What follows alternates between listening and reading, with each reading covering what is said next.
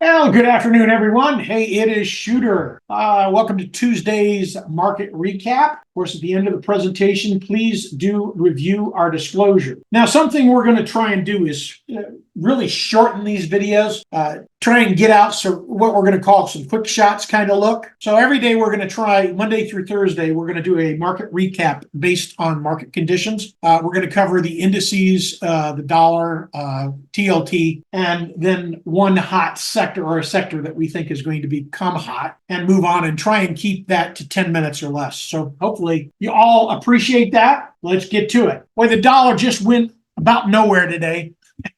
Sort of expected that. Now, CPI was good. I mean, this morning, just, cut and chase. Right now, we're in no man's land, but we had a nice push, nice daily candle to the upside. We're well above that October 2012 off number of 459 now. We're heading for our intermediate wave around 479. I think it's an imminent move to the upside. Looking at the NASDAQ, same push. I mean, again, very aggressive. Now, today, the Dow did not lead, but it's in unison. So now we have the SPY, the NASDAQ, and the Dow all heading in the same direction. And now the SPY sort of put an inside candle for the day. Excuse me. The Russell sort of put an inside candle for the day, but our count still suggests 195 to the upside. But we did make headway as far as pushing higher, which I think is very constructive with the weight on the banks as far as that's concerned. So let's take a look at TLT. Now, I want to drive in the weekly a little bit here. So right now, we're coming in a little shallow on our 3. It looks like we're getting a restructure there. Intermediate wave 4 should be back down around 94. So our intermediate wave 3 should be around 97. That probably is going to move down here. We're probably going to get this.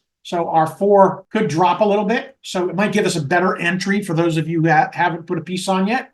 Then we should head for our intermediate wave 5 around 105. Now, today I wanted to look at the EEM, emerging markets ETF. A lot, because just where we are, China has historically bought, we're coming in, we're at the end of the year. Usually 6 months is their timeline where they start buying aggressively on the commodity side, which also usually coincides with some large cash inflows. All right. So I suspect that first quarter, I'm thinking we get above this 42. So this is a good spot, to sell some cash secured puts, maybe 36, 37, maybe Marches. I wouldn't go much above 37 though, because they probably will get put to you. There's a good chance that we back test this 50 days. So I think 38.30 is going to be given at some point. You could wait, but I think to the upside, I think emerging markets will benefit